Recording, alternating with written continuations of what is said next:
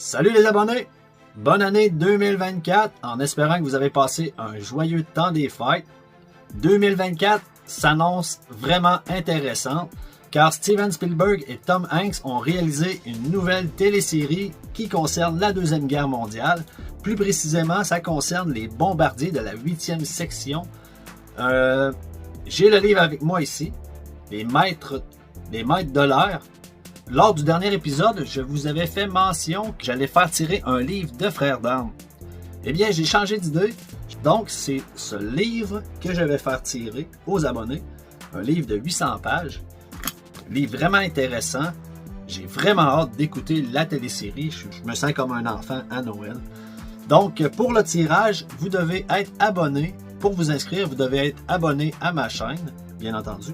Ensuite, dans les commentaires, inscrivez les mots « les maîtres de l'air ». De cette façon, je vais vous enregistrer pour le tirage.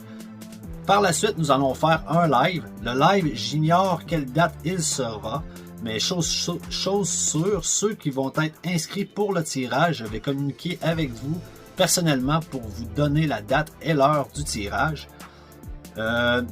Plusieurs abonnés sont en France, donc je vais essayer de trouver une heure respectable pour tous les abonnés. Premièrement, abonnez-vous. Deuxièmement, inscrivez dans les commentaires les maîtres de l'air. De cette façon, je vais vous enregistrer. Et pour la suite, je vous promets de vous tenir informé pour que tout le monde puisse voir le tirage. Donc, aujourd'hui, l'épisode 4 de Sur les traces de la Easy Company. L'épisode s'intitule Le jour J. Il se déroule entièrement le 6 juin 1944. Dans cette vidéo, comme à l'habitude, vous allez voir des commentaires d'entrevues des soldats qui vont décrire leur expérience lors du saut. Moi, personnellement, je vais vous décrire plusieurs histoires personnelles de différents soldats lorsqu'ils ont quitté le 6 juin aux petites heures du matin, les C-47. Il y a des histoires vraiment fantastiques. Également, nous allons analyser l'assaut mené par Richard Winter en compagnie de 7 autres soldats lorsqu'ils ont détruit 4 canons qui faisaient feu directement sur la plage Utah Beach. Donc, sans plus attendre, l'épisode 4 sur les traces de la Easy Company. Je me répète, encore une fois, abonnez-vous si vous aimez ce contenu. Laissez un pouce bleu si vous aimez la vidéo. Et lorsque vous vous abonnez à ma chaîne, activez la cloche pour être mis au courant des prochaines vidéos. De cette façon, vous allez immédiatement, il va vous popper un alarme pour vous dire que la vidéo est disponible. N'hésitez pas à laisser des commentaires. Également, si vous voulez participer au concours, abonnez-vous et laissez dans les commentaires maître de l'air. De cette façon, je vais pouvoir vous enregistrer. Sur ce, je vous souhaite une excellente vidéo et on se revoit pour la conclusion. Bye bye!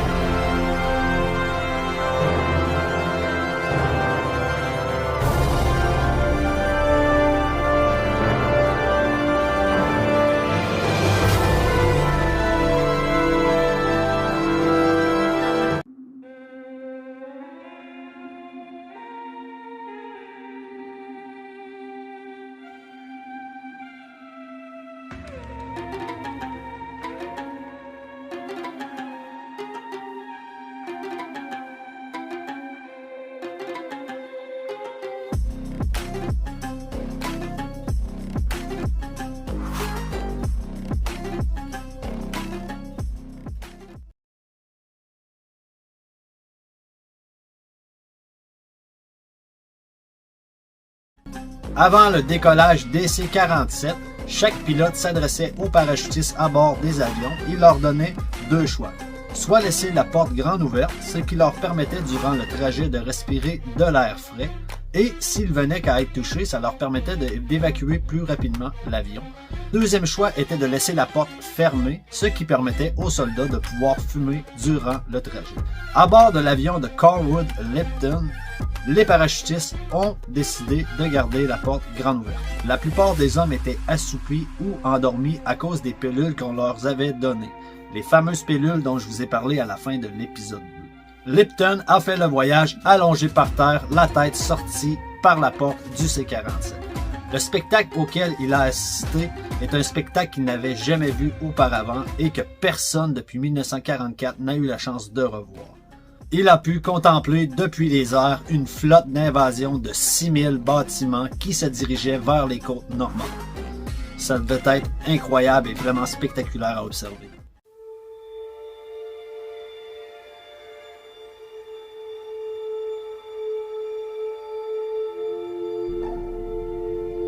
The sky was pretty clear coming across the channel.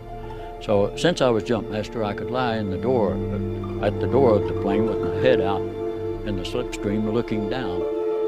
And I saw the thousands of craft, ships, everything from LCIs to battleships down there in the channel. And I think that's when I first realized how large the invasion was, tremendously large the invasion was. J'ai appris des choses en enquêtant vraiment intéressantes, dont le rôle des éclaireurs qui m'était vraiment pas familier. Le rôle des éclaireurs était d'être largués 1 heure avant le reste des troupes, 1h30, afin de localiser des zones de largage sécuritaire et d'y installer des radiobalises afin de guider les avions leaders. Immédiatement, quand j'ai pris connaissance de cette information, je me suis demandé, mais c'est quoi un avion leader? Je vous explique. Le jour J, la formation employée par les C-47 était une formation triangulaire. Parmi celles-ci, il y avait un avion qu'on appelait l'avion leader et les autres avions qui la suivaient étaient appelés les avions ailiers. J'ai fait un petit schéma. On a l'avion leader ici et les autres avions sont les avions ailiers. Durant cette manœuvre, seulement l'avion leader était équipé du système qui permettait de localiser la balise posée au sol par les éclaireurs 1 heure auparavant. Le but de cette balise était de permettre aux pilotes de savoir quand actionner la lumière verte pour que les hommes sautent au bon endroit lors de leur mission. Donc, rappelez-vous que seulement les avions leaders étaient capables de savoir où était positionnée la balise. C'est pourquoi que les avions ailiers devaient vraiment rester proches de l'avion leader pour savoir à quel moment larguer les hommes. Le jour J, à environ 1h10 du matin, les C-47 arrivent au-dessus des côtes normandes et, par un pur hasard, ils entrent dans un banc de nuages qui mesurait environ 2 à 3 km. Dans la télésérie, on peut apercevoir l'épisode 2 commence vraiment, les avions, les C-47 sont déjà dans les nuages. Le problème avec ces nuages, c'est qu'il a forcé les C-47 à rompre leur formation initiale triangulaire. Je vous explique. Une fois entrés dans les nuages, avant la formation était comme ça, une fois entrés dans les nuages, les pilotes des avions n'apercevaient plus rien devant eux. Donc, par pur réflexe, pour éviter une collision et par pur instinct naturel, je dirais, les ailiers se sont éloignés durant 2 à 3 km, se sont dispersés pour éviter une collision avec les autres avions. Ils se sont vraiment dirigés vers l'opposé. Lorsque les pilotes des C-47 sont sortis des nuages, eh bien la formation n'existait plus, les avions étaient vraiment dispersés à gauche et à droite. Alors, ça a eu comme résultat que les avions ailiers ne savaient plus quand dropper les hommes. Aussitôt sortis des nuages, perdus, nerveux, déconcentrés, effrayés, les pilotes eurent brusquement une raison supplémentaire de s'inquiéter.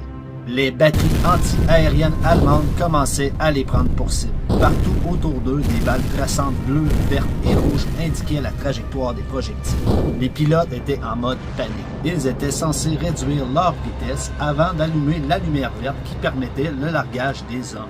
Mais les pilotes, complètement pris dans l'engrenage de la guerre et n'ayant aucune expérience au combat, et complètement terrorisés, au lieu de couper les gaz, ont fait l'effet inverse. N'ayant qu'une idée en tête d'égarpir le plus rapidement, ils augmentèrent donc leur vitesse à plus de 250 km/h et actionnèrent le bouton d'allumage de la lumière verte.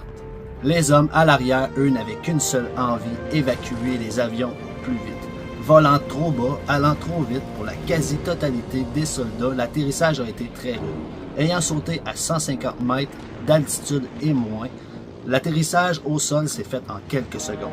Je vous laisse voir une entrevue de Bill Garnieri qui explique le saut, également suivi d'également d'autres entrevues des hommes de la Easy Company. You saw the Armada flying across English Channel. Massive.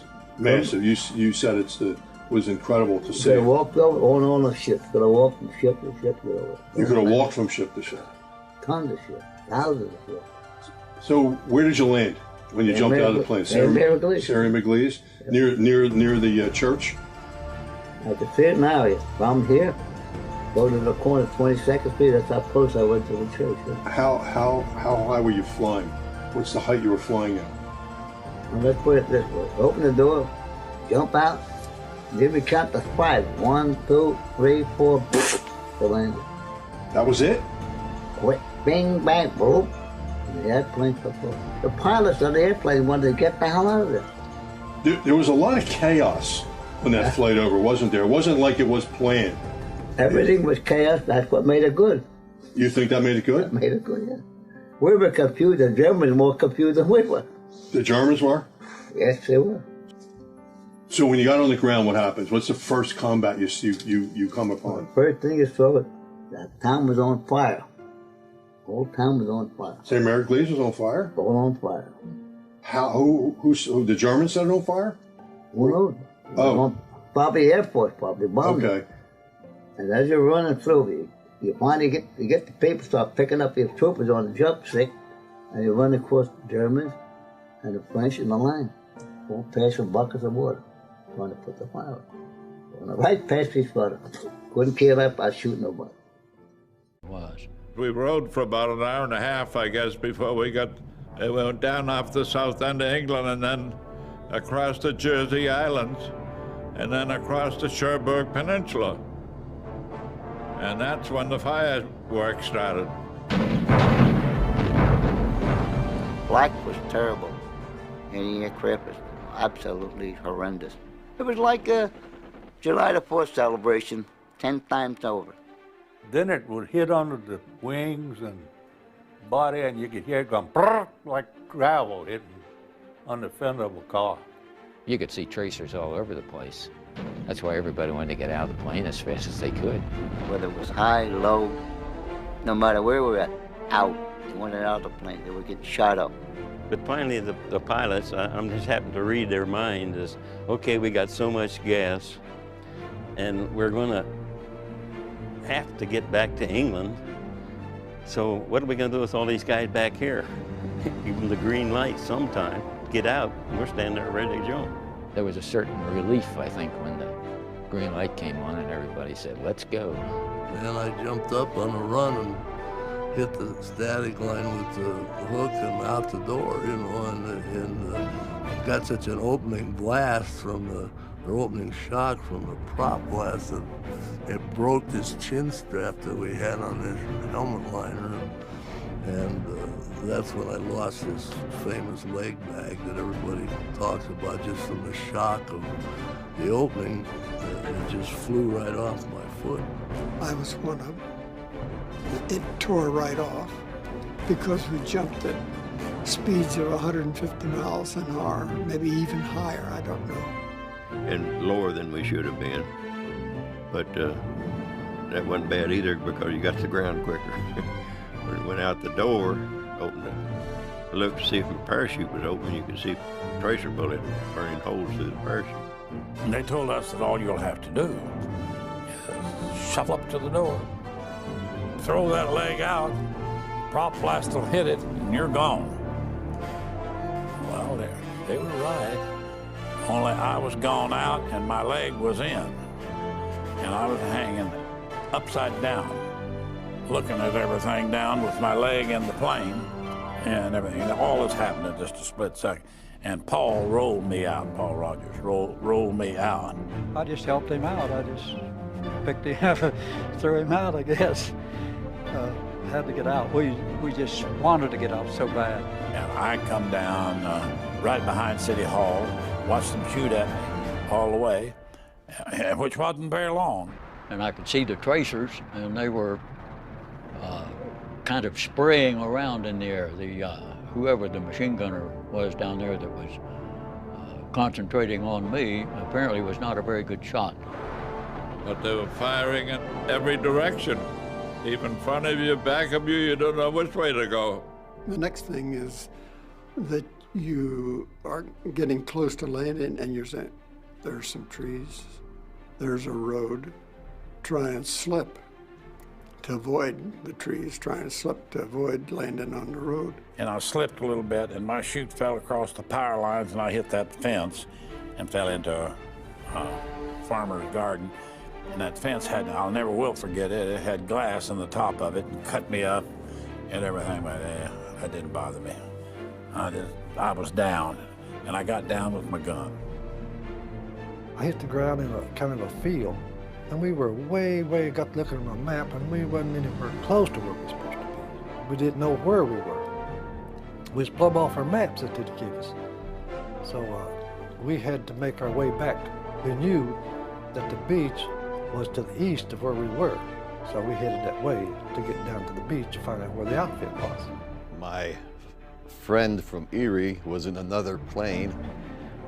When I hit the ground, I hit about 2 feet away from him. And him and I started walking around looking for more of our troops.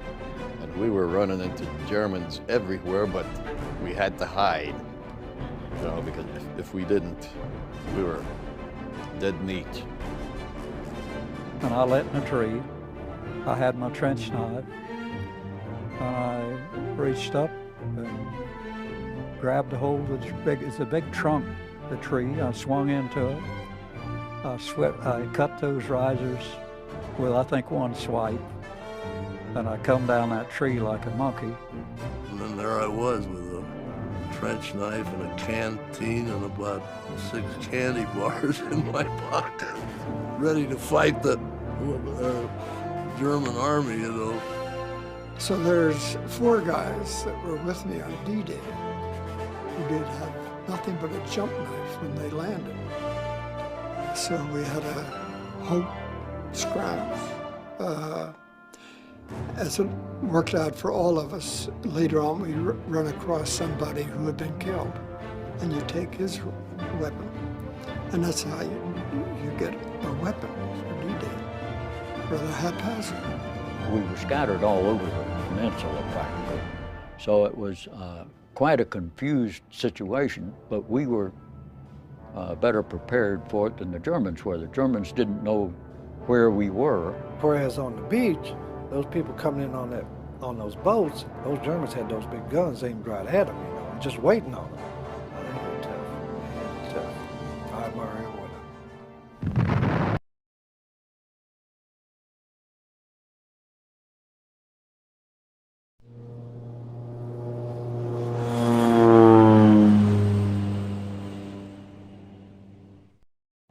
Des projectiles réussirent à perforer le fuselage de l'avion dans lequel se trouvait Harry Welch à l'endroit précis où il était assis 1 minute auparavant. George Loz prenait place à bord de cet avion. Avant le décollage, ce dernier avait eu beaucoup de misère à s'équiper car en plus de son barda personnel, il devait transporter une radio et des batteries. Loz avait tellement d'équipements sur lui qu'avant le décollage, il lui avait été impossible de monter seul à bord de l'avion. Il avait réussi à monter seulement avec l'aide d'un groupe d'aviateurs. Une fois à l'intérieur du C-47, il se tourna immédiatement vers son chef de section. Loz était placé en 5e position. Il fit donc comprendre à son lieutenant que s'il ne changeait pas de place, il lui serait impossible d'arriver jusqu'à la porte. Le lieutenant Welch décida alors de changer le soldat Roy Cobb de position avec George Loz. Lorsque les tirs de DCA sont entrés en action dans l'avion, immédiatement on a pu entendre le soldat Roy Cobb crier « Je suis touché ».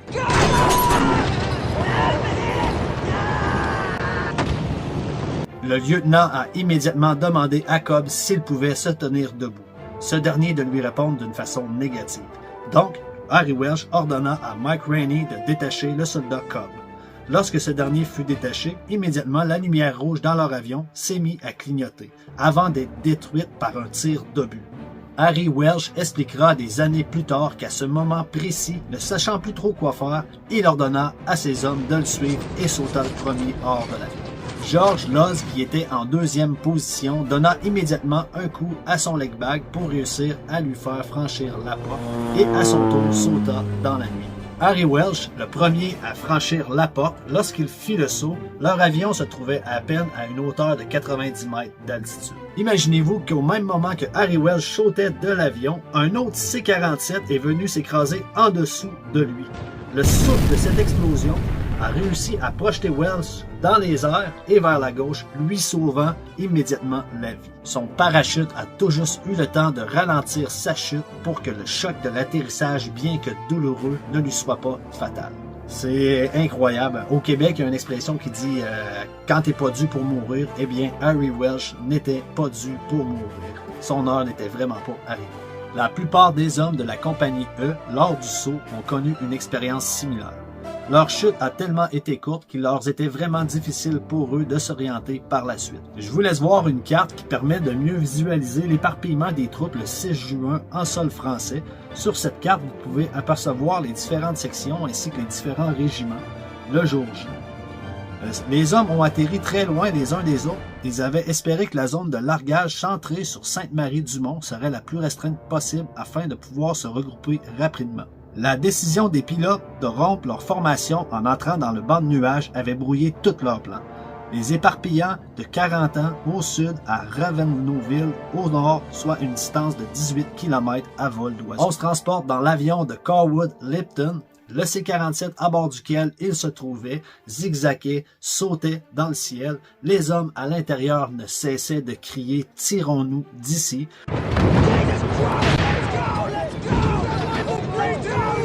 Leurs avions ne volaient pas plus haut que 200 mètres d'altitude et les balles traçantes se rapprochaient de plus en plus. Au moment où les projectiles commençaient à éclater derrière la queue de l'appareil, la lumière verte s'est allumée. Lipton a sauté, suivi de Jim Halley et de Paul Rogers en troisième position. Dans les commentaires, dans l'entrevue auparavant, vous avez eu la chance d'entendre le commentaire de Halley, le soldat Halley et de Paul Rogers. C'est le même événement qui s'est produit dans cet avion. On avait dit à Halley de seulement donner un coup sur son leg bag et que le reste suivrait. Malheureusement, lui, lorsqu'il a poussé son leg bag, le leg bag était à l'extérieur. Sa jambe est restée coincée à l'intérieur, donc il était pendu la tête vers le bas. Et c'est Paul Rogers qui a réussi, fort comme un bœuf, qui a réussi à le soulever et à le pousser. Car Paul Rogers, comme il l'a dit dans l'entrevue auparavant, il n'avait qu'une envie, c'était quitter ce C-47.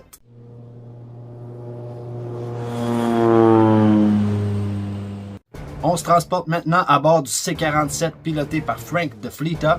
Son témoignage a permis aux historiens de connaître le triste sort du lieutenant Mayhem, le successeur du capitaine Sobel. De Fleeta suivait l'avion leader du groupe 66 qui transportait le groupe de commandement de la compagnie. Il se souvient que l'avion a été frappé par des projectiles qui l'ont traversé de port en port, faisant jaillir des étincelles.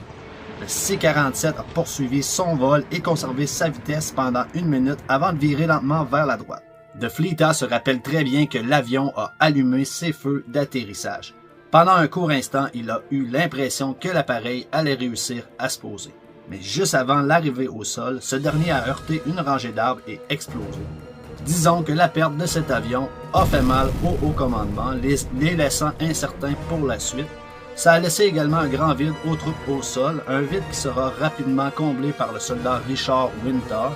Avant même d'avoir combattu, la Easy Company avait perdu un de ses chefs de section, Schmitz, son commandant, Mayhem, son adjudant de compagnie, Evans, et un de ses sous-officiers, le soldat Murray. Même 50 ans plus tard, les hommes n'ont pas oublié la perte de cet avion. Je vous laisse voir une petite entrevue. En Europe, il y a un mémorial directement où l'avion de Mayhem se serait écrasé. Je vous laisse voir.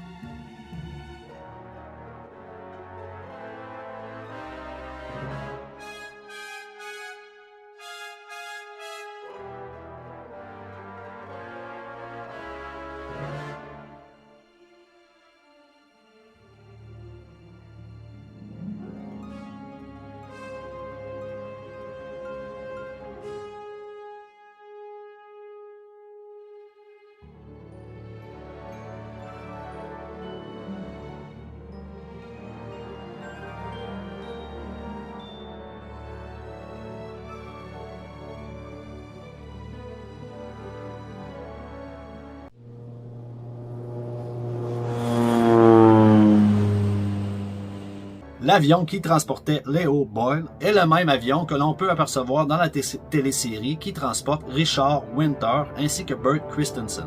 À bord de son avion, le soldat Leo Boyle était le dernier de son rang à sauter. La lumière verte allumée, un après l'autre, les hommes quittent le C-47. Sans savoir pourquoi, tout à coup, l'avion fait un embardé et Leo se retrouve propulsé au sol. À ce moment, son avion volait obliquement. Il se rappelle, pour sortir de l'avion, il a dû ramper vers la porte ouverte, se hisser à la force des bras avant de basculer dans le vide et la nuit. À bord du même avion, Bert Christensen, lui, se rappelle avoir sauté immédiatement après Richard Winter.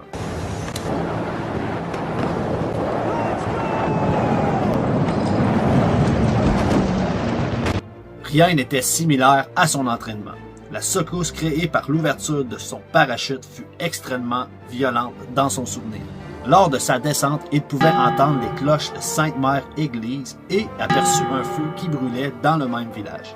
Tout à coup, une mitrailleuse commença à le prendre pour cible. De toutes ses forces, il a tiré sur ses suspens. Il descendait beaucoup trop vite et se dirigeait droit vers une rangée d'arbres. Pris de panique, il leva les jambes pour éviter les branches les plus hautes. À une vingtaine de mètres sous lui et à une dizaine de mètres sur sa gauche, 4 pièces de batterie anti-aérienne de 20 mm tiraient sur un C-47 qui le survolait au même moment. Heureusement pour lui, les artilleurs allemands lui tournaient le dos et le bruit qu'il faisait les a empêchés de l'entendre atterrir. Une fois au sol, à l'aide de son couteau, il coupe au plus vite les sangles de son parachute, dégaine son revolver 6 coups et s'accroupit au pied d'un pommier. L'adrénaline au maximum et la tension était palpable. Le cœur battant à tout rompre, demeurant immobile, ne bougeant que les yeux, à une dizaine de mètres de lui, il voit une silhouette casquée sortir des buissons. Immédiatement, il sort son grillon et fait entendre un clic-clac. Aucune réponse. La tension est palpable. Christensen braque alors son revolver vers l'inconnu et en désespoir, il appuie à nouveau sur la lamelle lorsque l'inconnu lève les mains dans les airs. Il s'agissait du soldat Robin qui devait justement aider Christensen à servir une des mitrailleuses. Des années plus tard, le soldat racontera qu'à ce moment précis, le taux d'adrénaline était à son maximum. Les deux soldats restèrent à cette position pendant un moment avant de changer d'endroit. Lorsqu'ils changèrent d'endroit, ils tombèrent immédiatement sur le soldat Bull Randleman qui avait un cadavre de soldat allemand gisant à ses pieds. Randleman leur expliqua qu'après avoir atterri, il s'était vite débarrassé de son parachute et, par instinct naturel et de survie, il avait fixé sa baïonnette au bout de son fusil. Il avait vraiment bien fait, son instinct était vraiment bon car brusquement, un Allemand l'avait chargé avec une baïonnette. Randleman avait détourné l'arme de son adversaire et celui-ci était venu s'empaler sur sa baïonnette. On peut voir cette séquence plus loin dans la télésérie. En ce qui concerne le soldat Richard Winter, son histoire est vraiment similaire à celle dans la télésérie de HBO. On peut l'apercevoir dans l'épisode 2, Winter atterrit près de la lisière de Sainte-Mère-Église. Il pouvait voir de son endroit l'incendie qui faisait rage près de l'église et entendre la cloche qui appelait les habitants du village à combattre le feu. Comme il n'avait pas retrouvé son leg bag, il ne possédait aucune arme. Une fois au sol, son premier désir fut de s'éloigner des tirs de mitrailleuses et d'armes légères qui étaient sur place près de l'église. Au moment où il se mettait en route, un parachutiste atterrit juste à côté de lui. Winter aida le parachutiste à se débarrasser de son parachute et lui emprunta une grenade.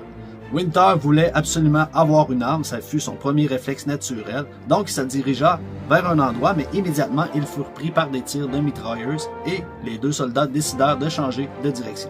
Ils prirent la direction du nord afin de contourner Sainte-Mère-l'Église et ils repartirent vers l'est, vers la plage. Quelques minutes plus tard, apercevant quelques silhouettes plus loin, Winter se mit à l'abri et activa la lamelle de son grillon. Un double clic lui répondit immédiatement, c'était Carwood Lipton, vraiment comme dans la télésérie.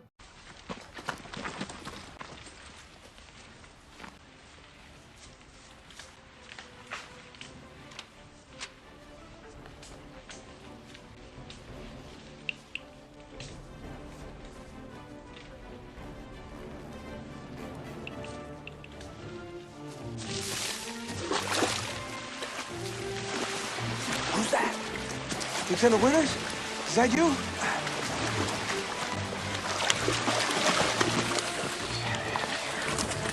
Lipton, lui, avait atterri dans un endroit clos de murs derrière la mairie de Sainte-Mère-l'Église. Comme la plupart des soldats, lors de l'atterrissage, il avait perdu son arme. Mais il avait toujours en sa possession son poignard. Par la suite, il avait franchi une porte et suivi une rue qui l'éloignait de l'église et de l'incendie. Au-delà de la dernière maison, il avait un gros poteau indicateur en ciment sur lequel était écrit le nom du village. C'était écrit Sainte-Mère-Église. Après avoir localisé la ville, Lipton ne voulait pas être pris pour cible par un parachutiste trop nerveux et s'était donc placé entre le point d'atterrissage de deux d'entre eux. Grâce au grillon, il fit connaître sa position aux deux hommes qui venaient d'atterrir et les deux hommes appartenaient à la 82e division aéroportée. Le sergent Garneri, Don Malarkey, le caporal Joe Toy et Robert Popeye Wynne les avaient rejoints. Quelques minutes plus tard, tous ensemble, ils avaient rejoint le soldat Richard Winter.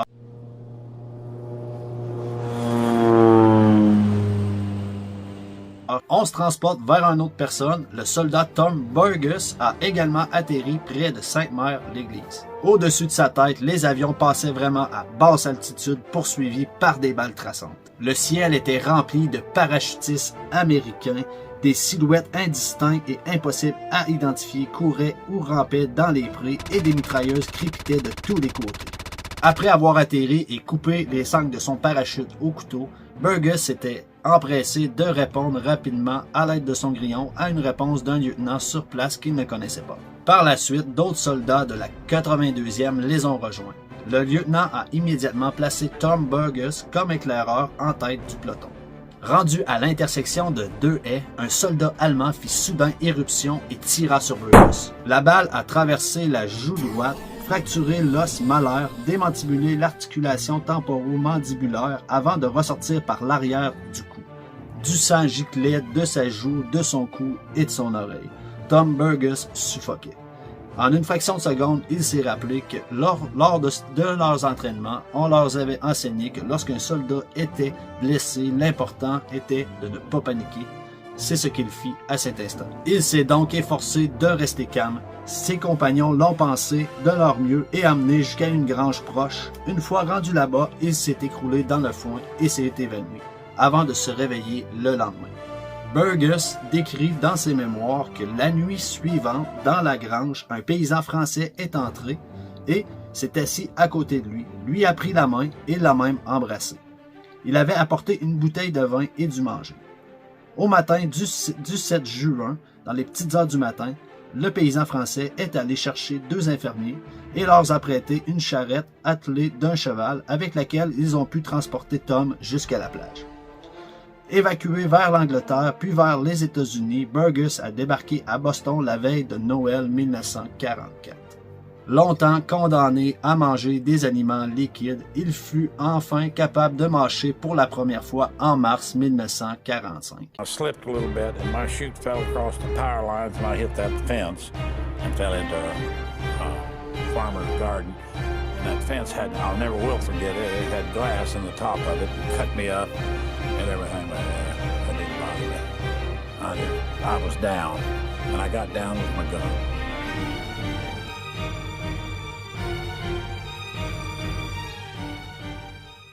Son parachute pris à une ligne électrique, James Alley bascule avant d'atterrir derrière une maison sur un de ses murs français couronnés de morceaux de verre. Victime de plusieurs coupures, mais en possession de son arme, il part se réfugier dans le fond du jardin. Toujours occupé à se débarrasser de son harnais de parachute lorsqu'une jeune Française lui saisit le bras. Il a le temps à peine de prononcer quelques mots lorsque la jeune Française lâche son bras et pénètre dans sa maison par l'arrière. James fait l'inventaire de son pactage et, par la suite, entreprend d'escalader un mur qui se trouve juste devant lui. En arrivant immédiatement au sommet, il essuie un tir de mitrailleuse qui le manque d'à peine 30 cm. Couvert de plâtre, il se laisse retomber dans le jardin. Allongé au sol, le cœur battant la chamade, il se demande ce qu'il doit maintenant faire. Après un court moment de réflexion, il décide de partir vers le devant de la maison.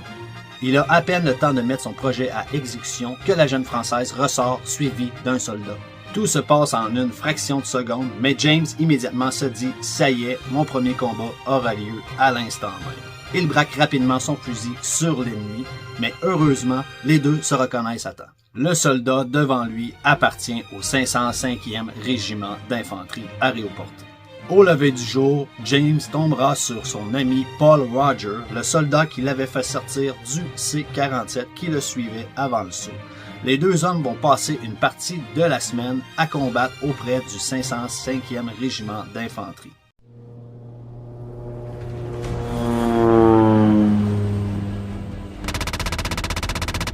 Le soldat Walter Gordon touche le sol brutalement. Il n'a aucune idée de l'endroit où il se trouve et il s'en fiche. Il n'a qu'une idée en tête, assembler sa mitrailleuse. Il se cache alors dans une haie et procède à son assemblage. Il a à peine le temps de terminer qu'une silhouette sort de l'ombre et se dirige dans sa direction. Juste en regardant la démarche de l'homme dans le noir devant lui, Gordon le reconnaît immédiatement. Il s'agit du soldat John Eubanks. 10 minutes plus tard, le soldat Forrest Goods les rejoint. Pratiquement au même moment, une autre silhouette casquée sort de l'ombre et se dirige dans leur direction. Les trois hommes ont à peine le temps de sortir leur grillon lorsqu'ils aperçoivent la silhouette dégoupiller une grenade et la lancer dans leur direction. Ils ont à peine le temps de se disperser avant l'éclatement de cette dernière. Lorsqu'ils se relèvent, les trois hommes appartenant à la Easy Company remarquent que la silhouette casquée qui leur a lancé une grenade a disparu. En suivant la haie, le trio prend alors la direction de la plage. Peu de temps après, ils aperçoivent dans un pré un parachutiste américain courir et sauter dans un fossé. Gordon dit alors à ses deux compagnons de ne pas bouger pendant qu'il part aux nouvelles. Il rampe jusqu'au fossé. Lorsqu'il lève la tête, son regard se trouve face à deux pupilles dilatées et la gueule d'un pistolet. « C'est toi, Gordon ?» dit alors la voix. C'était la voix du soldat Talbot. Le soldat Gordon n'a jamais été aussi content de reconnaître la voix d'un de ses compatriotes. Désormais, les 4 membres de la Easy Company se dirigent vers la plage en rampant et en marchant à 4 pattes, évitant à chaque coin les soldats allemands. 30 minutes avant le lever du jour, les 4 soldats entendent un convoi allemand se diriger dans leur direction. Immédiatement, ils se cachent dans les fossés. Dissimulés dans le fossé, l'anxiété au maximum, l'adrénaline également, ils entendent le convoi se rapprocher vers eux lorsque des explosions se font entendre et le convoi se fait détruire entièrement. Le convoi allemand s'est fait détruire par du gros calibre. Des obus tirés par les canons des bâtiments de guerre qui avaient pris position au large de la plage. Les 4 de la compagnie E rejoignent finalement un groupe d'hommes qui appartenait au 502e régiment et qui venait tout juste de prendre un point fortifié de l'armée allemande au nord de Utah Beach. Ils ont passé la journée entière du 6 juin à aider ceux du 502e régiment à repousser plusieurs contre-attaques ennemies et au matin du 7 juin, ils sont partis vers le sud à la recherche de leur compagnie. Durant la nuit et la journée entière du 6 juin, tous les parachutistes américains ont agi de même, participant à des escarmouches, se regroupant en unités de circonstances, harcelant les Allemands en tentant de rejoindre leurs unités d'origine.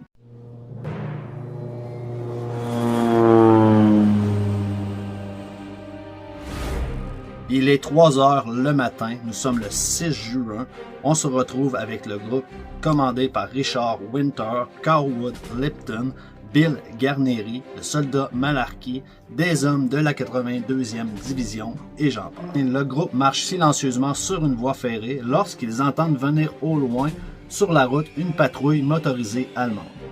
Immédiatement, Richard Winter organise une attaque pour tendre une embuscade aux Allemands. Winter place ses hommes en position et leur dit d'attendre ses ordres avant d'ouvrir le feu. C'est à ce moment que, on peut le voir dans la télésérie, c'est à ce moment que Bill Garnery pourra venger son frère. Car, complètement dans sa bulle, il n'attend pas les ordres et décide d'ouvrir le feu. Le résultat, c'est que il y avait 4 convois motorisés allemands. Les 2 convois à l'arrière vont réussir à prendre la fuite, tandis que les 2 premiers sont immédiatement abattus par Bill Garnery et le reste des hommes de la Easy Company. Les 2 convois motorisés derrière réussirent à prendre la fuite, mais Winter et ses hommes parvinrent quand même à faire quelques prisonniers. Le groupe poursuit sa route avant d'être pris pour cible par un groupe de mitrailleuses allemandes que les hommes neutralisent sans difficulté. Durant cette attaque, les Allemands qui avaient été faits prisonniers auparavant tentèrent de s'échapper. Une bien mauvaise décision, car Bill Garnery les abattit froidement à coups de pistolet dans le dos. Sans remords, comme des cafards, a-t-il précisé dans une entrevue 47 ans plus tard.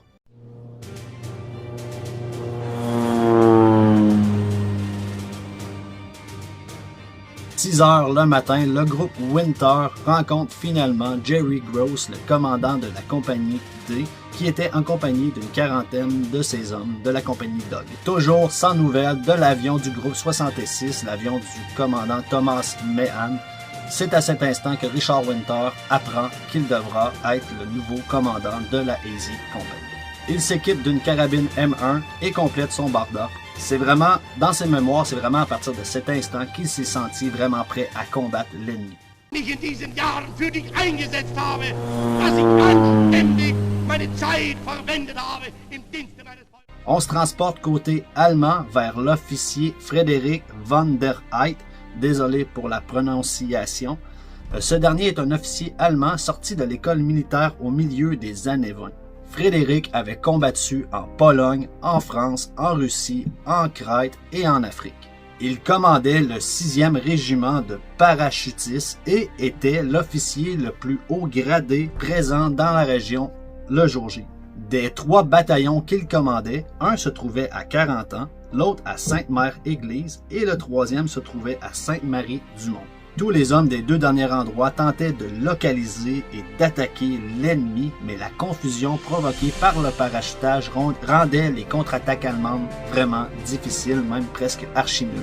Voulant vraiment se rendre compte de ce qui se produisait en temps réel sur le terrain, le colonel allemand prit sa moto et fit le trajet de 40 ans à Sainte-Marie-du-Mont, où il est monté au dernier étage du curieux clocher Renaissance de l'église paroissiale.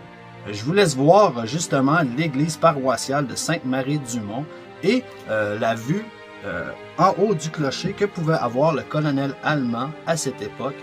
En même temps, je vous explique l'histoire du colonel allemand. Frédéric van der Heydt raconte dans une entrevue de 1991 qu'une fois en haut du sommet de l'église, à 60 mètres de haut, il avait une vue magnifique sur Utah Beach. Ce qu'il voyait était vraiment à couper le souffle. Tout le long de la plage, il voyait avec ses jumelles des centaines de petits bateaux qui déversaient chacun 30 à 40 hommes. Derrière ces petits bateaux, il apercevait des bâtiments de guerre dont les canons tiraient en continu sur les lignes de défense allemandes. N'apercevant ni soldats allemands, ni soldats américains, van der Heydt redescendit du clocher et se dirigea jusqu'au manoir de Brécourt à moins de 2 km au nord. Là-bas, l'artillerie allemande avait installé une batterie de 4 pièces de 88 mm enterrées dans des tranchées et camouflées.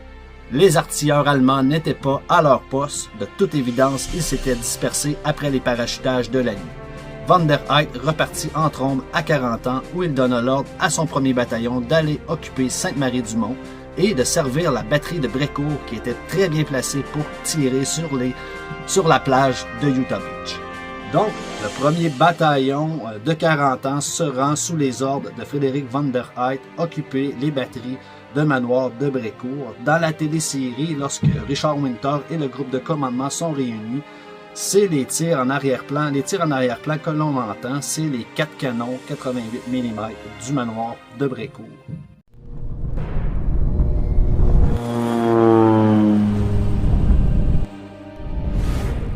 « 7h30 le matin, Richard Winter et 11 hommes de la Easy Company sont réunis dans le petit village français nommé le Grand Chemin.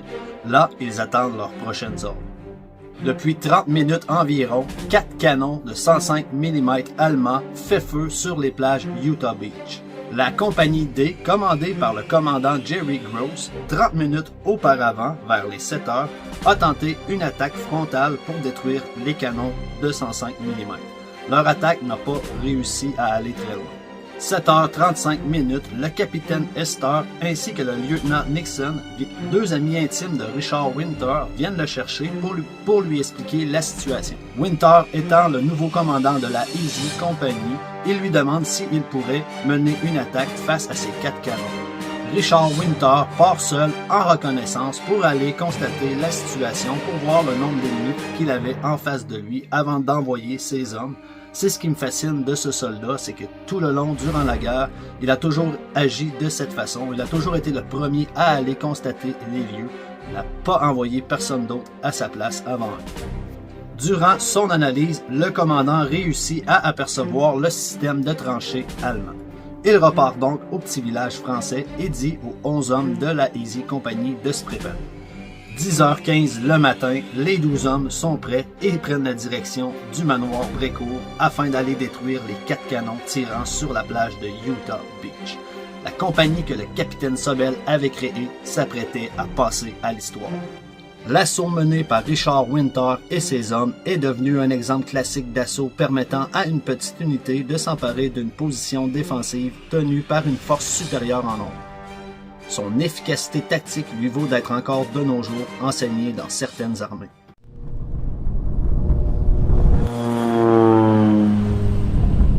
« 7 heures le matin.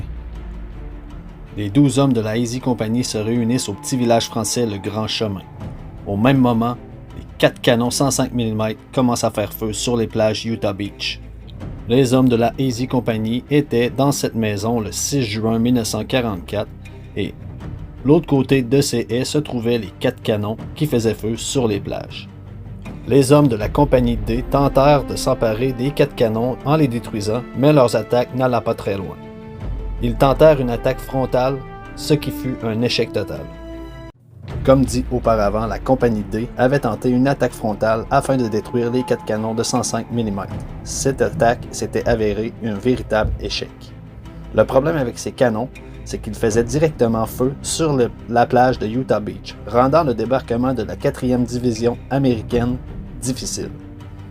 Il fut prouvé par la suite que lorsque le groupe Winter a détruit les 4 canons, immédiatement, les tirs d'obus se sont terminés sur la plage de Utah Beach. 8h15, le lieutenant Nixon ainsi que le capitaine Hester rencontrent Richard Winter lui demandant d'aller détruire les 4 canons de 105 mm. Winter part alors seul en reconnaissance. Une fois la reconnaissance accomplie, Winter retourne auprès de ses hommes, leur expliquant son plan. Les 12 hommes de la Easy Company se préparent à passer à l'action. Ils s'équipent du strict nécessaire, mitrailleuses, munitions et grenades.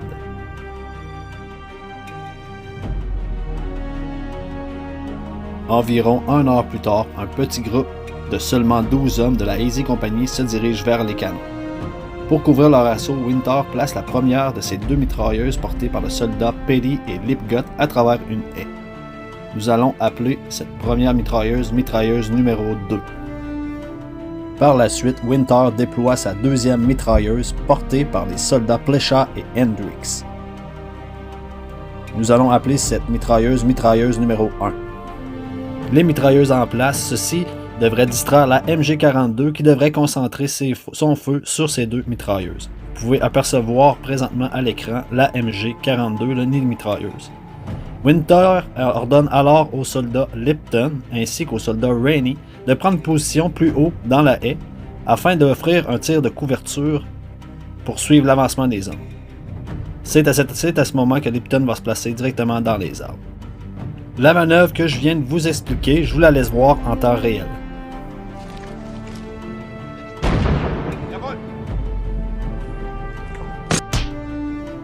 La mitrailleuse 1 de Plesha et Hendricks.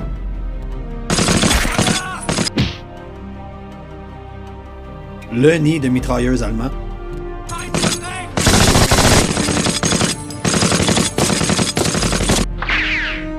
La mitrailleuse 2 de Lipgott et Penny.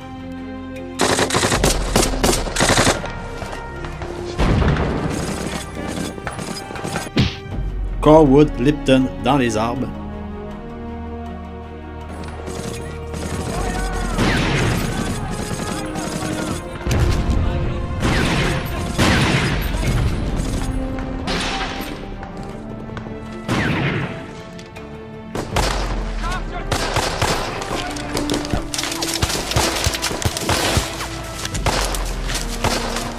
Le soldat Rainey qui accompagne Lipton.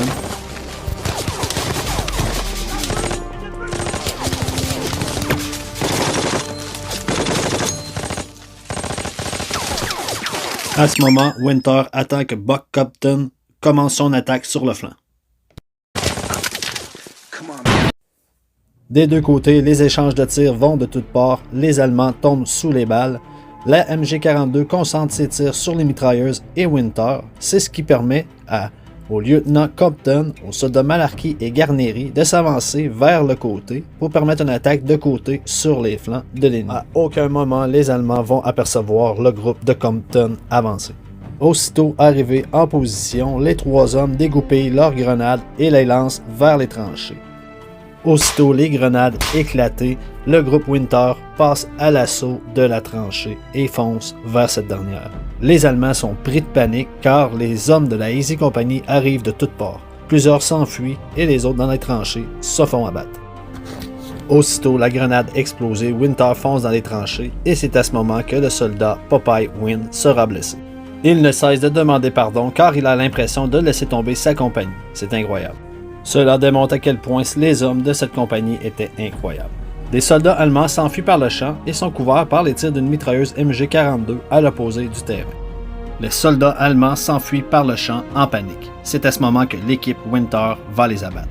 Le soldat Lorraine frappe le premier la cible. Garnery manque le soldat en deuxième. On voit que c'est vraiment différent dans la télésérie, c'est le contraire. Winter abat alors les 2 autres. Et Compton, à l'aide d'une grenade, abat le dernier. 2 soldats allemands dissimulés dans la tranchée lancent une grenade en direction de Joe Toy qui tombe entre ses jambes. Winter a à peine le temps d'avertir Joe que la grenade explose. Miraculeusement, Joe s'en sort sans égratignure. Préoccupé par une possible contre-attaque allemande dans les tranchées, Winter commence à progresser dans ces dernières. Il abat 2 Allemands qui mettaient en place une mitrailleuse. Les tirs des MG-42 à l'opposé du champ obligeaient Winter et ses hommes à demeurer dans les tranchées. Maintenant en possession du premier canon, il ne restait qu'à le détruire. Après quoi, ils allaient procéder au deuxième assaut du deuxième canon.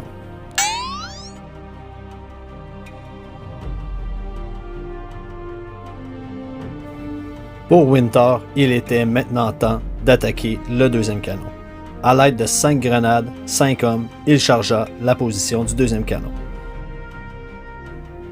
Grâce à cet assaut surprise, aucun homme ne fut blessé dans la Easy Company lors de cet assaut. Les Allemands, eux, furent pris prisonniers et les autres furent tués. Il s'était écoulé environ 30 minutes depuis le début de la bagarre. Les hommes étaient à court de munitions.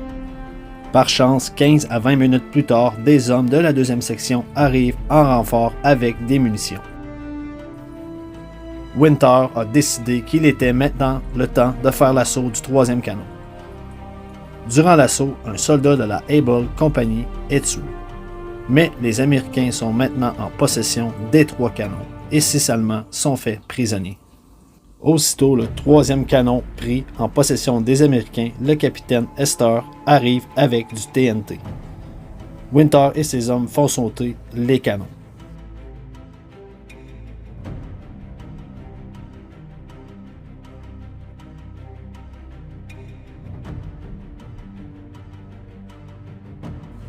Hester informe Winter que le lieutenant Spears de la Dog Company est sur le point d'arriver pour lui venir en renfort pour l'appuyer la Easy Company. Venu en renfort de la Easy Company ou pour venger ses amis perdus le matin même, le lieutenant Spears de la Dog Company arrive sur les lieux.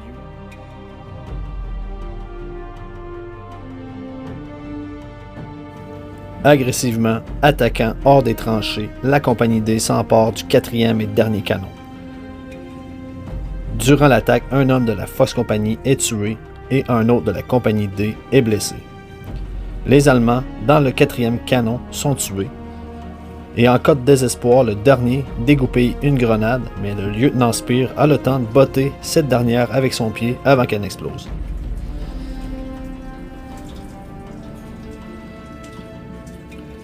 Winter récupère des cartes qui localisent la position de l'artillerie allemande en sol de Normandie.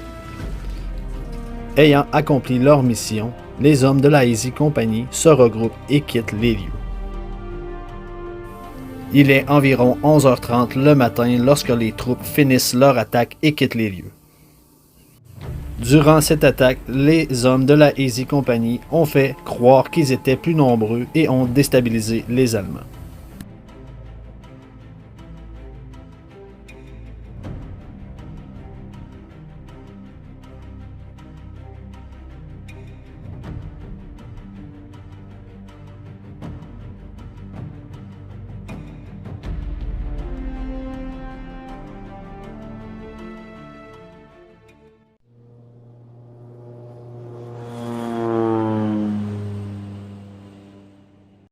get on the ground, you get a group of guys organized, you're trying to, get everybody together.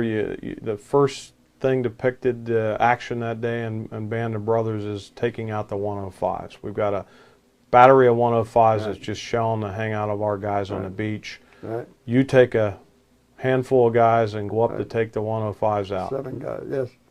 Yes. 7 guys. Right. Against an entrenched German position of 4 105s, machine guns. Right. It worked out to roughly 7, 8, 9, 10 more to every man that we had.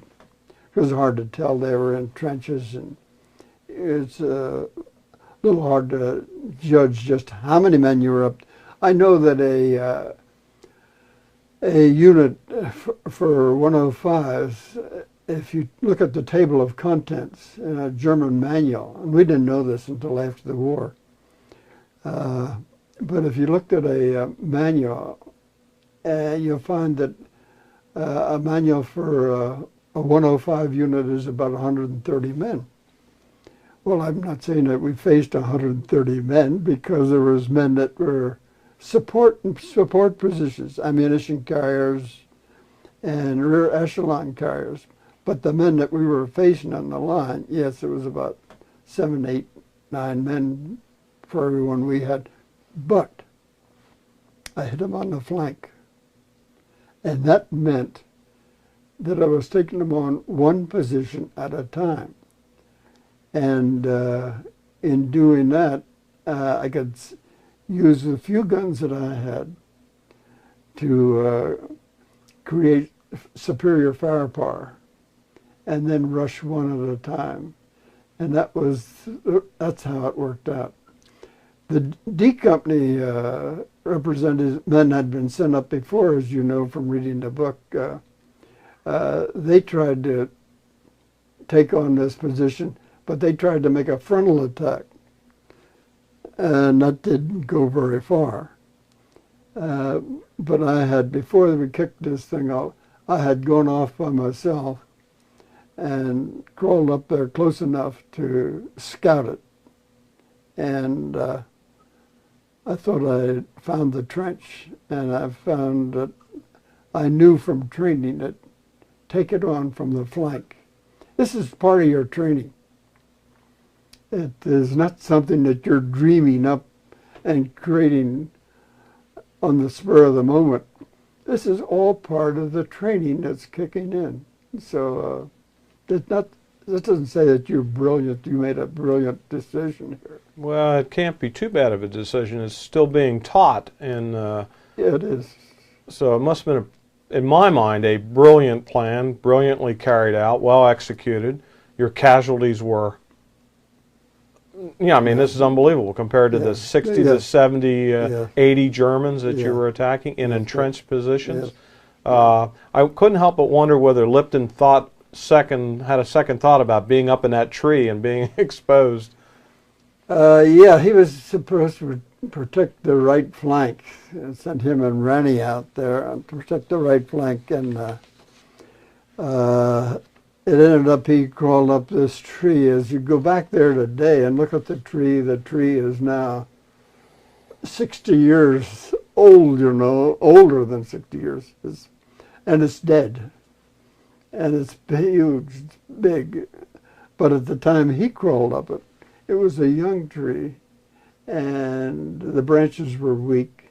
So he had trouble getting up there with the branches bending and so forth. It was quite a job to get up there and get a position that he had observation out over the field. Well, I don't think you give yourself enough credit, Dick, on the planning, and I don't think the movie depicted that you went up on your own, reconned the area, crawled back the trench. Correct. But a lot of that credit for the successful capture of those guns goes to your pre-planning, to your common sense, to your initiative, to your ability to command the troops. That particular event you were put in for the Medal of Honor for. Yes. And my understanding in reading the book was the only reason you didn't get it was because there was only one per division. One per division, right. Well, As I go back, I give the credit to the training we had to prepare us for this, and the men that are with you. It's the same thing with the men. They were prepared, and so there's that relationship, close relationship we were talking about a few minutes ago, that bonding. Mm-hmm.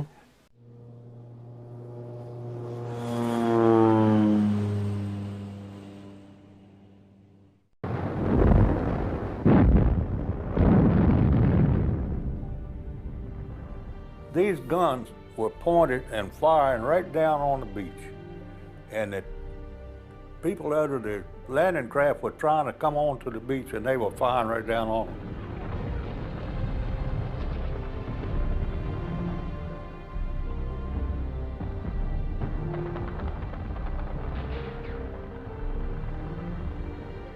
This battery of 105s was placed precisely where it should be to protect that causeway, any troops coming up the causeway.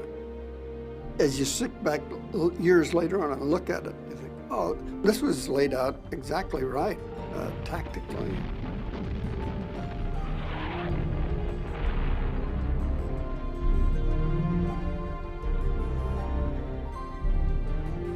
We thought we knew where every foxhole was in Normandy. We knew where everything was. We knew it cold. But on this one, the Germans had moved in there and camouflaged us so well, we didn't know it was there. The battalion, we were been trained from special assaults and whatnot, special assignments, but they weren't aware of what we had. They didn't realize we only had 12 people. So we worked our way down through the farm area to a hedgerow, and Lieutenant Winters had us set up a firing position. And went up to scout it for myself, crawled out along this hedgerow to get a little closer to look it over, and I felt I could see a trench, and I thought I knew where our machine gun was. Winters was an exceptional leader, and he was able to size up all through the war. Size up combat situations and decide quickly and correctly the best way to take care of whatever the problem was. I divided the group into 2 units. Lieutenant Compton was with me. I gave him half the men and I took half the men. Gave instructions. I want Compton to large and when to crawl up there and hand grenade that machine gun, crawl through the grass. And as you throw your grenades, I'll charge up with the rest of the guys. So I had the 2 machine guns set up to give him covering fire while he crawled up there. I get out to this hedgerow and I look up and I peek through the bushes and I see a couple of Germans over here about 30, 50 yards away, stoking this gun and firing it. And so I pull out a hand grenade and I pull the pin on it and I threw it as high and as far as I could throw it in their general direction. The damn thing had enough hang time on it that about the time it got to them, it went off in the air and I got one of them. Then I jumped up with a couple other guys and we charged so that we all jumped into the first position together. They had trenches cut in there where they worked, the Germans did, and they jumped down in them trenches and they worked them Germans like a dose of salt. 3 Germans broke off from this position to run across the field, which was the wrong thing to do from their viewpoint. We cut them down. I was in the trench and I looked and I saw an arm. I didn't even see, but the man was in a camouflage tent and I didn't even see him. And then I saw an arm stuck over that tent and one of those potato masher grenades, with a stick, come over there and I said, well, he's gonna arrest me. And that thing fell right down in that trench. And I was trying to scuttle my way out of the way of it, and it went off. And I felt like it blew my butt over my head. It pretty near did.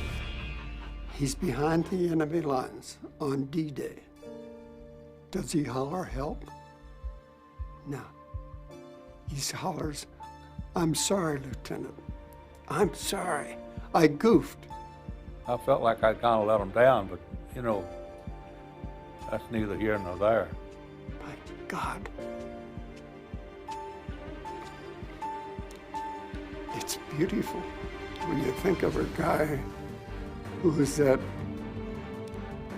dedicated to his company, to his buddies, that he apologizes for getting hit.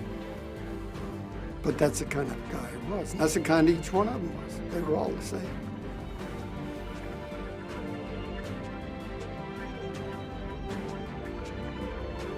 I look upon them, each man with great respect, respect I can't describe.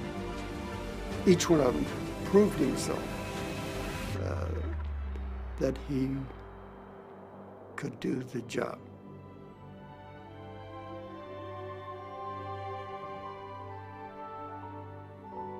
We've been through Normandy. We've been through battle. And maybe if I had been harder, if I had done a little bit better job, there would have been a couple more men going home.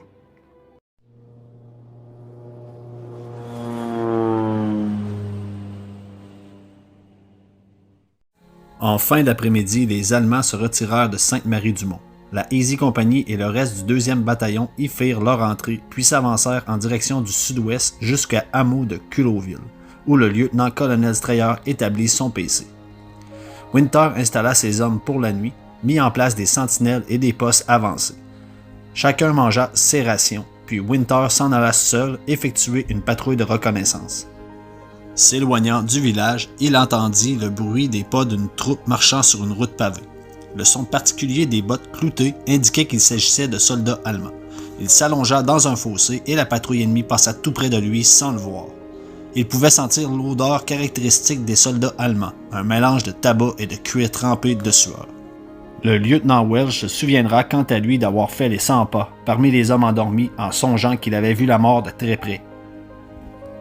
Sur le point de s'endormir, Corwood Lipton se remémora la discussion qu'il avait eue dans l'avion avec le sergent Murray à propos de leur baptême du feu et de ce qu'il ferait dans une telle ou telle situation. Puis il sombra dans le sommeil, content et reconnaissant que la journée se soit si bien passée. Alors qu'il préparait son couchage, Winter entendit les Allemands tirer des rafales de mitraillettes, de toute évidence en l'air et broyer à tue-tête comme une bande de gamins ivres en train de faire la fête. Avant de se coucher, il nota dans son journal « Je n'ai pas oublié de m'agenouiller afin de remercier Dieu de m'avoir aidé à survivre à cette journée et de lui demander son aide pour le lendemain du jour J. » Après quoi, il s'est fait une promesse, s'il revenait de cette guerre, il chercherait une ferme isolée, quelque part, et passerait le reste de sa vie au calme et en paix.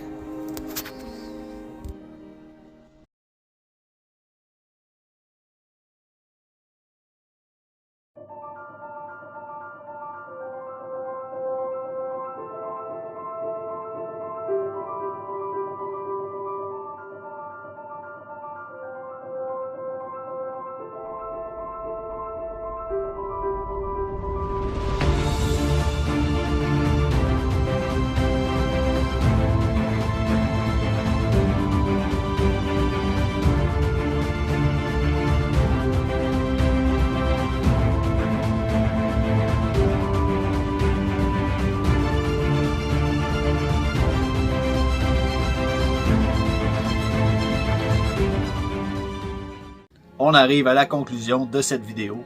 J'espère qu'elle vous a plu. Moi, j'ai vraiment adoré la réaliser. Ça a impliqué beaucoup de travail, mais je suis vraiment satisfait du résultat. Donc, j'espère que ça vous a plu. N'oubliez pas le concours. Inscrivez dans les commentaires Maître de l'air et si vous rajoutez le chiffre 1, si vous vous inscrivez Maître de l'air avec le chiffre 1, je vais inscrire votre nom 2 fois pour le tirage. Donc, le tirage, je prends les inscriptions jusqu'au 15 janvier. Ensuite, je vais procéder au tirage. Je vais vous tenir informé. Donc, n'hésitez pas à laisser un pouce bleu. Abonnez-vous si vous aimez ce genre de vidéo. Et on se revoit pour l'épisode 5. Bye-bye.